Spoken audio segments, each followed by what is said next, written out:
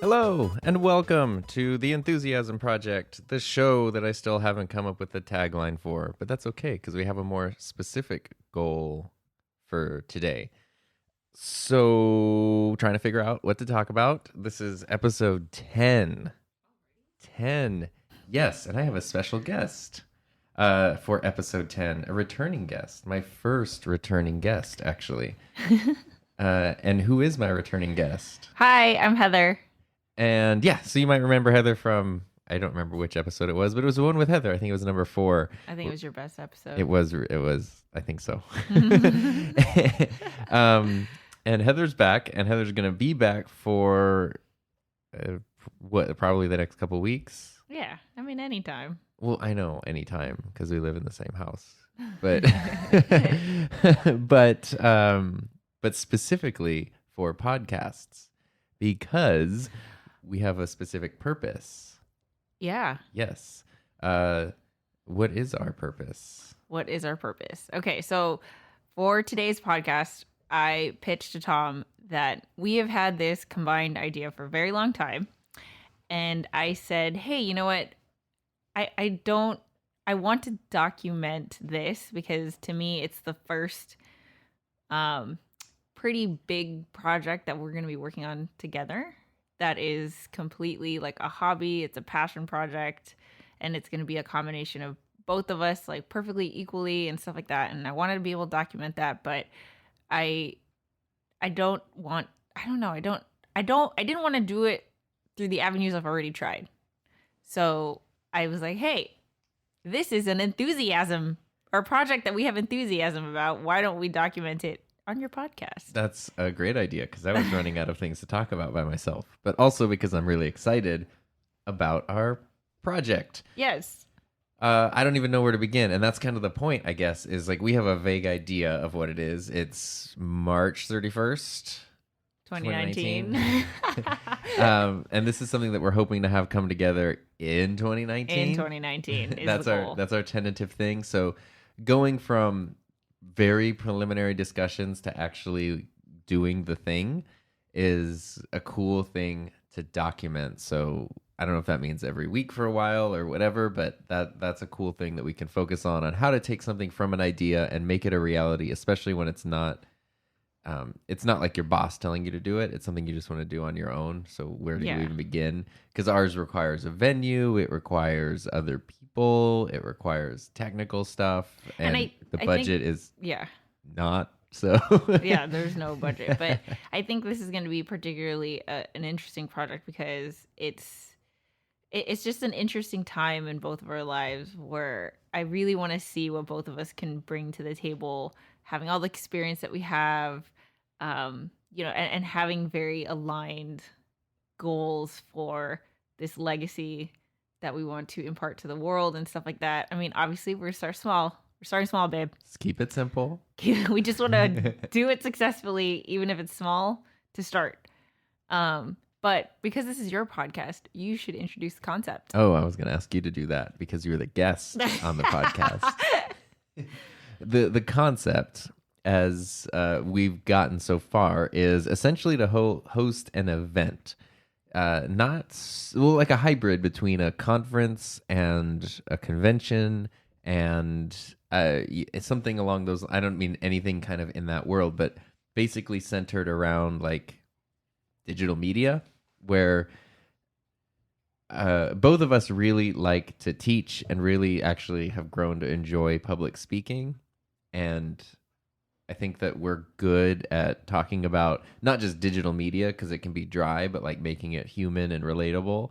And so looking for outlets to do that, sometimes there just aren't many. And so when there isn't an outlet for the thing you want to do, you have to create your own. And that's essentially what we're trying to do, but not just so we can hear ourselves talk, but so there can be a whole community driven behind promoting digital media literacy, but in a way that's not going to make people go to sleep, because when they hear the phrase digital media literacy, people just sort of tune out because it sounds very dry, but it's not. And that's it, right? I'm just talking until you jump in. Yeah, well, I mean, I think there's a couple key takeaways that I want to make sure are in the core of this event. And the fact, I mean, you just said it, it's the sense of community. That's the thing that, on my entrepreneurial journey, I've tried 1,000 different ways of, getting people to share their stories, spark their potential, try new media, try creating new media, try to have an impact because of the internet and blah blah blah blah blah. But I think it is always going to be an awkward thing for someone to start creating. And I think because we're just still in that time of, in the grand scheme of things, the internet is relatively new. So most people have not created, content that for like random strangers to just consume. Most people aren't going to see the fact that, hey, you have the potential to make an impact on someone on the other side of the world that you'll never meet. And why would you want to do that? Well, that's part of the digital literacy component. And I think the best way, the most effective way that I've seen it click for people is in the sense of community. And I've only been able to do that live. I mean, I have been able to do that obviously through digital media, but it's not going to take one video. It takes, a lot of content for that click to be like, oh, I see Heather doing this, I'm going to try doing it for myself. But like, as soon as I meet someone for 10 minutes, they see what I'm doing, they see me with my camera, it just seems that bridge of possibility is just appears. Well, it's way beyond like, it's just so much more invigorating to see it in person that I think it is more impactful. And I think that was what you talked about the last time that you were on this podcast, was we talked about trying to get people to make something, and the biggest bridge was not, or maybe I don't know, we talked about it at some point, but the biggest bridge isn't going from being bad at it to being good at it. It's from doing nothing to doing something. That's the biggest. If you think of the universe itself and the Big Bang, there was nothing, then there was this giant bang, and then there was stuff to work with and that could form into things. But getting that like process of initial creation is really, really tough. And people can do it on their own, and it's a little bit lonely to do on your own. You can do it digitally, but being not only face to face with one person, but in a room with other people is pretty crazy. And what I've noticed, which kind of shocked me, is the number of people who, even if they haven't made anything yet, have at some point actually toyed with the idea. They might not know how or why or what, but they kind of they've toyed with it at least a little bit, and they might need that kick in the butt, which you're an expert butt kicker. Yeah. And I think there's something about a live event that just excites the heck out of me. And I think a big part of that is because when I look back on my entrepreneurial journey at really key defining moments, a lot of them were these live events. I'm thinking like VidCon and even social media marketing world, which I got back from recently. It's being surrounded by that creative energy. It's being surrounded by other people who are, kind of feeling lost like you. It's a bunch of people like you, like-minded, learning, collaborating. It's extremely immersive. I mean, it's just like, it's life-changing. It was for me, and it has been every time. And starting small. Right. So what I want to ask is, from your point of view right now, what would the event look like the day of? Somebody walks in, what are they walking into? Okay. I know that's a loaded question. No, because I think it's better to start big. Right. Yeah, set the bar high. Yeah, because I can't do it that way. I can't build it from like what's the most practical, like what's most achievable in 2019. This is where it's gonna get real interesting, because Tom is the one who's gonna reel me in. I'm the one who's like, yo, I can create a business plan to start a business tomorrow. And then you're just like, no. Not necessarily, because if there's when it comes to making your own thing, I'm so used to working in public education.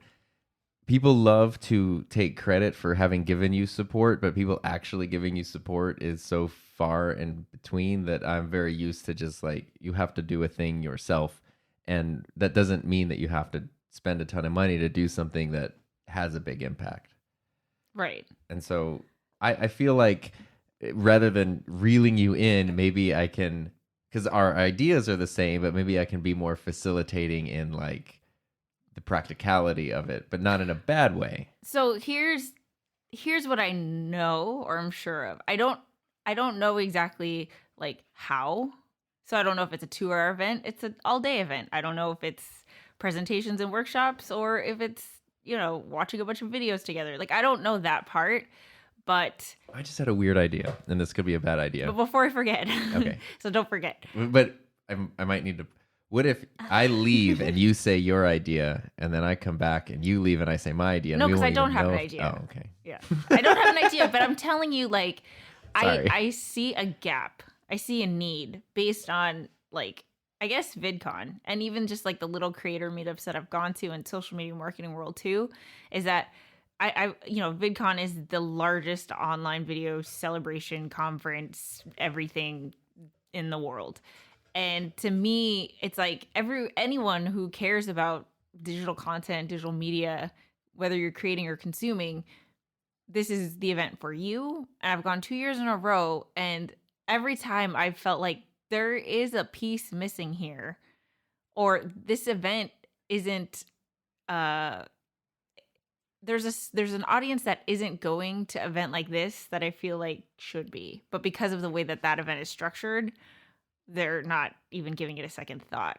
So do you know what that missing piece is? Like, have you figured that out? So it's kind of like, see, this is where I'm going to have to just like kind of talk it out, because it's kind of like, with my own business, I want to empower entrepreneurs, but I don't want to use the word entrepreneurs because that attracts a certain person. The episode you're on was called The Non-Entrepreneur. Yeah, exactly. So these people are entrepreneurial minded. They take initiative. They want ownership of something. They're willing to give it a try. But I also I want to target the people who haven't made that connection yet, that they are entrepreneurs. So it's the same thing with digital media. It's like, we said this last time. When we tell people we are YouTubers or we create content on YouTube and we're talking to someone who has kids, the first thought is, my kid wants to create. It's not them. Right. It doesn't even occur to them. And that's where I'm like, it's not that I don't want the kids to not create content, but honestly, I am interested in hearing the stories of people who are like our age, you know what I mean? Or like adults. Yeah, and you No offense. And you've had a lot of success and experience working with people of all different age ranges, Right. from really Literally, young kids yeah. to significantly experienced people. Right. And it's not that I'm targeting like 30-year-olds, but like I feel that if you are 18 and under, you are on YouTube. So you have these resources to figure it out. I would love to help you out, but now I know that I cannot be in all places at once. So the niche that I want to target are people who, are on the complete beginner end of the creating process. Like maybe not even like had made that leap to, oh, maybe I could do this. Maybe they need to see an example or be inspired or whatever. That's what I'm thinking. So it's not an idea, but it's just like, that's what I didn't see at VidCon. A lot of because, the consumer part of the creator pass is just like fans. You don't even want to create. You were there to meet your favorite YouTubers. That's it. Creator pass is, it was a lot for people who like full-time YouTube. Right. We're doing full-time YouTube. We're going to quit our jobs and we're doing full-time YouTube growth hacks. Like, right. Create, like everyone has a camera. Everyone has a Casey Neistat rig. Everybody. And then there's the industry pass, which is like for marketers. Right. Okay. You know what I mean? And that's not. So where does the lady with the phone who's like, Yeah. I think I kind of want to try this, where do they fit in? Yes. Okay. So I guess because we watched a while ago, we watched the Made for More. Yeah. The Rachel Hollis documentary that was on Amazon Prime, which I highly recommend because Yeah, it was really good. And the big thing that you took away from that was how broad it was, because she just wanted to empower women. That's it. And that's real broad. It's real No pun broad. intended. It's so crazy. It's so crazy that I think just because I've been struggling with like, who's my target audience? You have to be specific. You have to be able to describe, everything you're going through. And that's the trouble I've had, is that with digital media, it's so broad. But I don't remember if it was in that documentary or not, but it was in maybe it was in it, or at least they had to have had the conversation while they were planning their event, which was, what are people going to walk away with? Yeah. And so I think that's the bigger question is, for our event, what do we want people to walk away with? Like, what do we want them to think, do, or feel after they've spent whatever, an hour, a day, whatever? My main thing is We need to start a music statement. festival on an island. Sorry. The vision statement of ShareSpark Media: to educate and empower people to utilize digital media to achieve meaningful goals. So I want people to be educated and empowered. I want people to come in feeling like, I'm just here because my kid, or I'm just here just to see what this is, or I'm just here because I think I want to do this YouTube thing. And I want them to go there completely seeing this other side of, the creative process that is enlightening, that's motivating, that makes them feel like they have a story worth sharing, that they're excited about it.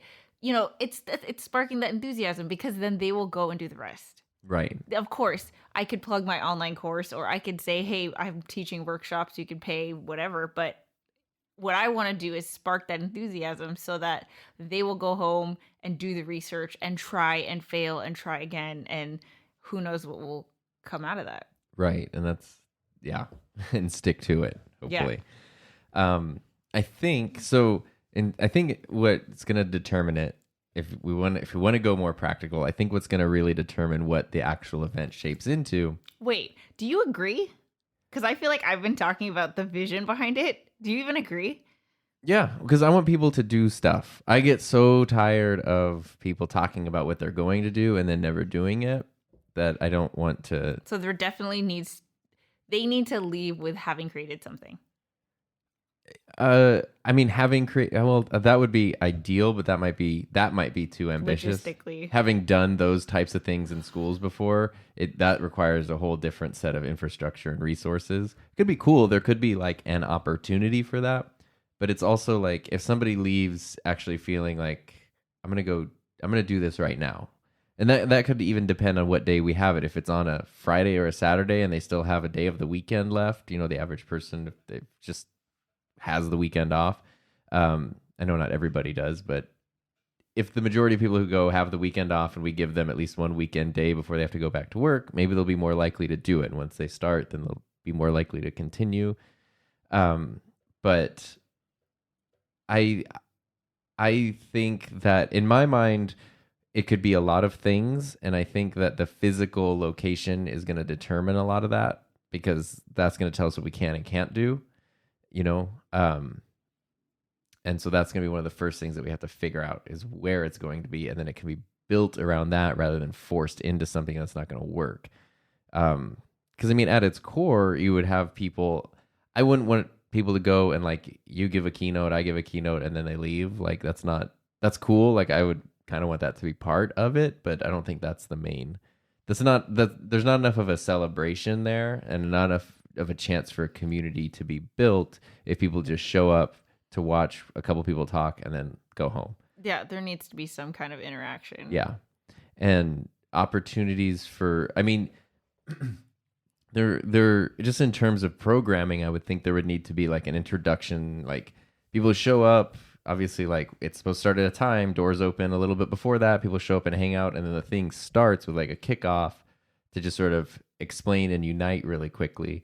And then there should be like a chance for people to more, I don't know what it is, mingle, network, whatever. Like, what are we doing here? Why are we here? And then there's a chance. I don't know if that means there's like, now there's this workshop or this speaking thing, or if there's multiple ones and people can break off and go into their own like small sessions with different people, like a conference, or if it's just one big group thing and everybody just goes through the same thing throughout the whole day. I don't know.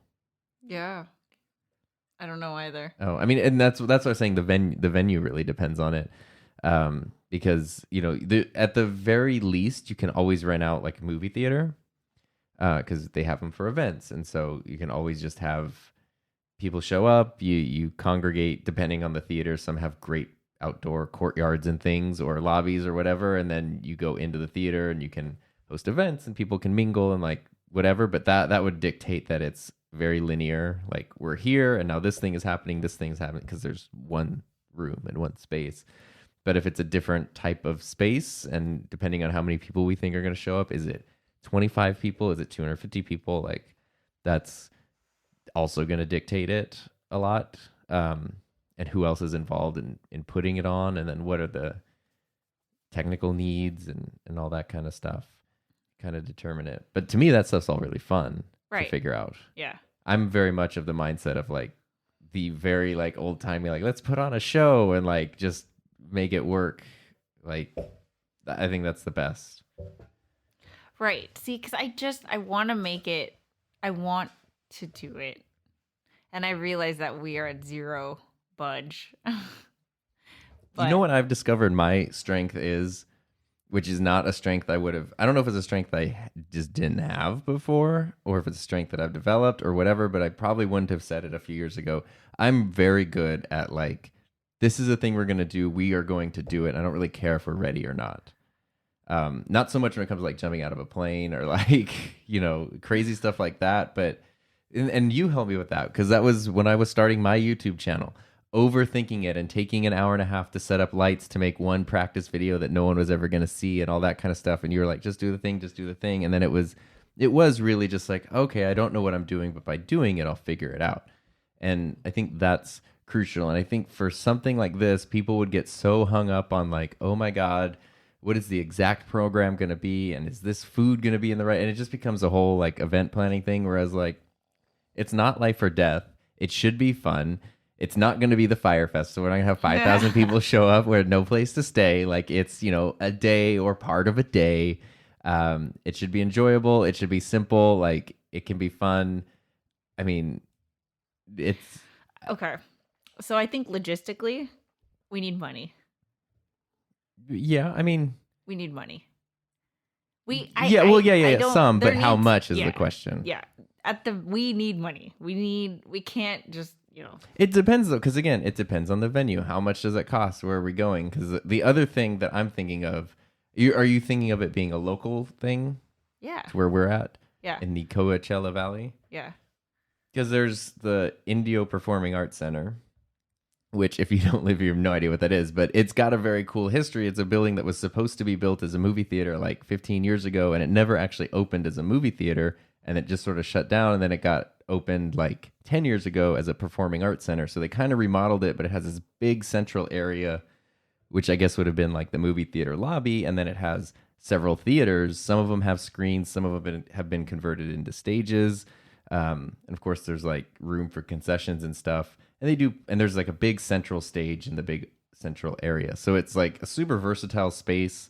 I don't know what it costs to rent out and use, but like some of the productions and things that I've seen put on there don't have big budgets. So I think it's very budget friendly. See, but I think we need that. I think we have to get like some type of event insurance. See, that stuff, I don't know. That would be where like... We also need like, papers to pass out, and maybe like a printout poster or whatever. Or you got to design all that stuff. Yeah, so like food, or I don't know if there's going to be food, or... I mean, there should be some kind of... Something. Yeah. That's not enough. So there's got to be, we need a budget. So I think also what we need to figure out is like, are we charging?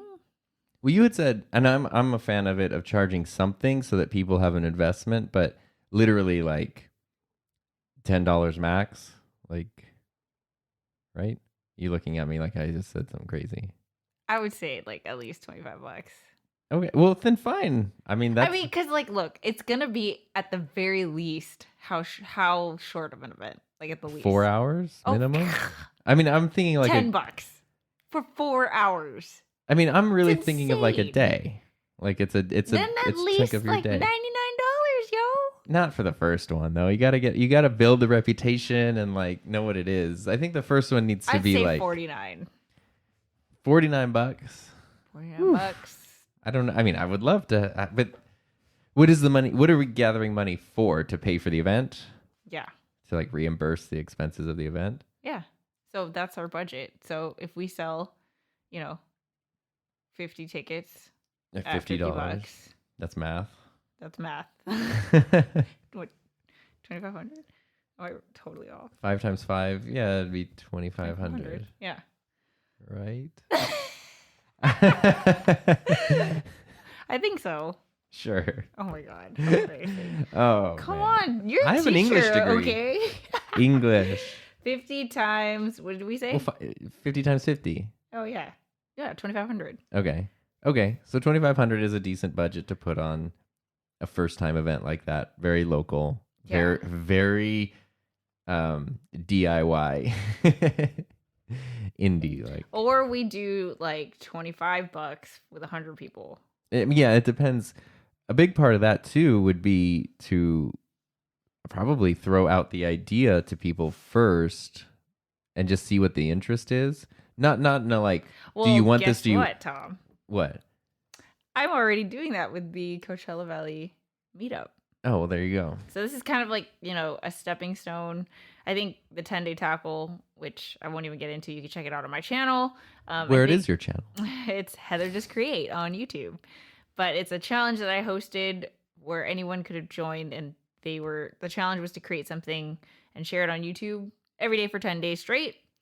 And I think that kind of gave me some data and insight as to, just insight that we could apply to this live event. One of the things I've always wanted to do is to create a meetup here in the Coachella Valley, because another mission of mine is to establish the Coachella Valley as a new digital media hub in the US. I know that's like really lofty, but yeah, that's my goal. And so I need to just create that community. And I think like, hey, even if 2 people start off, it's just me, you, and 2 other people that create YouTube videos, podcasts, they're digital photographers, whatever, we can collaborate, we can network, and between that small network, we're going to grow and grow, and more people are going to come. And I feel like that's a good, I would imagine those people would want to go to this type of event. Yeah, I think 100%. And that's probably the best, most practical place to start. And then even through stuff like Facebook and whatnot, it's not, will the event happen? It's this event is happening. But, Input. I don't even know so much input, but just gauging interest. Like, are people asking questions and interested? Does that mean there's going to be 100 people and okay, tickets are 25? Does interest seem less, so there's fewer people at a higher price? Or is it a really specific, is it kind of like,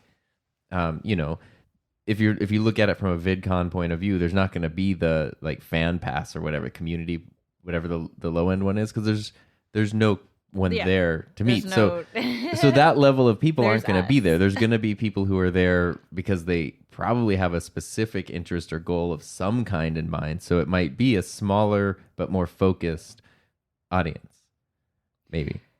Yeah. So I think that's what we would need to figure out, is like, who is the ideal person to attend this event, and what are they going to get out of it for the money that they're paying. Right. And then, yeah, that makes sense. And just keep it, I think it should be very, very simple. Yeah, because at the very, very least, I just, ever since I saw The Big Sick and Kumail Nanjiani just doing his little one-man show in the community theater with his little set that he built, yeah. I'm not saying it's going to be like that DIY. Oh, I'd be fine.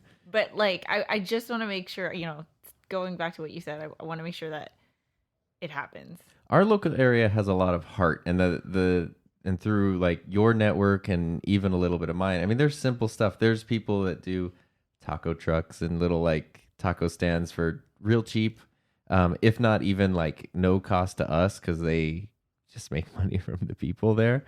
And then there's like food options that are great and super low price, and like stuff like that people just want to help out because it's around. And through the school that I work at, there's a lot of that through your connections with like Chamber of Commerce and stuff. I feel like there's not free, not stuff given, but I feel like there's the pieces that can come together, and with enough planning and enough, if we're thinking of probably sometime in the fall, October-ish, I feel like there's plenty of time between March and October to put those pieces together. I can get a sponsor too. Well, and then that changes everything too. If there's a sponsor, and then there's Yeah. that alleviates the financial part. So that's why we're just doing preliminary. Yeah, that's why we just wanted to have this Brainstorm. conversation and throw stuff up at the wall. But I'm glad, because honestly, we've just been kind of casually talking about this. I'm glad that we're formally talking about it and it's on the record, because I honestly wasn't sure if you were like, no, this is happening. No, I'm 1,000% on board because I am a control freak and I like to be in charge of my own things. I know, but Yeah. the other part of it is like you have a full-time job. This is probably going to require a lot of planning in the summer. And like, this is a huge time investment. And I know it's fun, but I know you value your couch time. And I just want to make sure that, I do. But one, I've been trying to manage my professional things. Two, realistically, and well, let's put it this way. It's not going to be that insane of a time investment because I'm not going to let it be. Not because I don't care, but because it doesn't need to be. And I've been, as somebody who's been in meetings about meetings for meetings that we're going to have, like, I've gotten really good at recognizing what is a good use of time and what is not a good use of time. And if I'm in charge of the thing, like, or, in charge of it, then it's easy to say, this is what we need to work on. This is what we don't need to work on. Like, the content is key.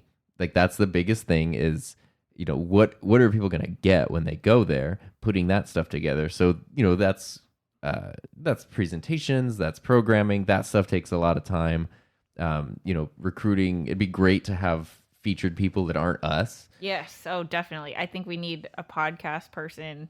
I think we need one of every digital medium. Like professional, like master classes kind of thing. That are, like, I think like a designer and an audio person and a. Well, I think it needs to be like maybe even platform specific or digital photography, if not Instagram. Okay. Or like podcasts, not just like radio. Do you know what I mean? I don't know if that makes sense, but and I don't think it needs to be someone who's like world famous. Yeah, like I think that my 8,000 subscribers is good enough, But that's what I think. I don't know. I mean, it's been good enough for all my clients, so. Yeah, well, I mean, and if that's something that you're preaching there, right? It's not about. Yeah, it's about what you're doing, not about the numbers behind it. And I mean, there's a ton of people. I mean, because I'm just thinking of people that I know through work who do like live event production and audio production and are great, and who literally go like, I've been looking for ways to like give back and do more, but they don't have like a podcast or a YouTube channel. They do all their work for other people, but their work isn't out there, so they have an audience, a personal audience of 0, but decades of experience that nobody else has. So, I think just finding enthusiastic people who are excited to share and inspire is key. Yeah, the thing that I would want to see more of for our featured speakers, let's say, is not the audience that is subscribed to them, but how much content have they created. Right. Like their impact, not impact. Like you can't say that you're a YouTuber if you've made 5 videos. I mean, I could if you're just starting out, but if you're trying to ride on that, like no, if you're trying to teach someone, it's like you don't know enough, And I don't care if you have like, well, in certain cases, because I can think of a couple people who've been creating a lot of content and probably shouldn't be teaching someone else, but I think that you need to have a level of like, okay, you've made 200 videos, yeah, like. That's 200 videos worth of experience that you could definitely impart on somebody else. It doesn't matter if your audience is like 500, 1,000, 2,000, 100,000, whatever. It's more about your experience, not your reach. Yeah, the creative process, the technical stuff. Because if you've done it a few times, if you've done it 100 times, you have a process. Yeah, you'll know that the light goes here or whatever. Just how to manage your time and how to get everything comfortable. You on have a camera. creative process. Yeah. Yeah. That's what I would want, and that's what I've seen is because a lot of people they just haven't met another creator. I mean, my client James, who like did the 10-day challenge and stuff like that, he signed up for my class and everything, and he just was so excited to be able to meet a digital content creator in person. Yeah. I mean, I never did till you. Yeah, see, exactly. Which is why when I saw you vlogging in the parking lot, I was like, oh, this is a thing that's happening. It's real. So that's what I want to do is like provide that platform for not just video, for other, digital media, and get them to speak to these people who, because I definitely don't want people to think that this is the YouTube convention, right? Like it's not for everybody. And we're doing a podcast right now. Come on. So. Right. So it's the digital media. DigMeadCon. Yeah, it's something. We'll have to think of the name. Yeah. Well. So. Oh, go ahead. Next steps to check in on would be. I think we need a timeline. We would need an end date. I don't think we could do it before the summer. No, I wouldn't even want to. And then where we live, summer sucks because everybody's gone and it's hot. So summer's just a bad time to do events. So the fall is great. That's all that I know right now. I mean, figuring out a potential thing for a location is really key, and booking those things, especially because of the fall, is a more popular time. That getting on somebody's calendar is important. I like the idea of October. October's perfect. And knowing my personal schedule and knowing the community schedule, it's a good time to do that kind of stuff. And yeah, I mean, it's finding a venue and reaching out, because it's not too early to I know book that kind of stuff. Yeah. And then then you build off that. We need a framework to build off of.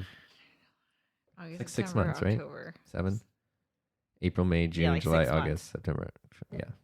Yeah. That's plenty of time. Truth be told, and I don't mean to be too braggadocious here. If you said we have to do this event next week, it would get done next Saturday. I would have an event together by next Saturday. So I'm not. No, I mean, obviously the event would go, no one would go, but I know there's that part of it, but what I'm avoiding though, or what I want to avoid, is the drawing everything out to, we're 86 days out, we need to be doing this. We're 84 days out. Not that you do that, but there's you can overdo it and lose sight of what you're trying to do. Yes. The key is that we're trying to do something here. We need a venue to do that because physically it requires space and people, and then people have certain needs like bathrooms and food. So there's those necessities. Plus, if you want it to be fun, you have to throw in that little bit of extra spice in addition to just having good meaty, nutritious content or whatever it is for them. But that's it. I mean, that's what we're doing. We should I have an idea for a potential guest. Okay. She's a professional event planner and also my accountability partner for the past 2 years. That would be good. Her name is Carissa. You can find her on YouTube, just Kissa. But I already told her about our event, but I'm thinking that, just having her, just running stuff by her, getting her input, making sure that we're not forgetting things. I'm sure there's more to it than just insurance. I'm sure there's some other the more business side of it. There is, but maybe not at this level. Maybe it's pretty basic. And that also could be venue specific as well. Depending on where you have it, they may have that taken care of up to a certain size of event. They may need you to require it. So that's why I'm of a belief that the venue is key. You can't really plan anything else without having that. Let's talk to the venue. Let's get some venue options. Yeah.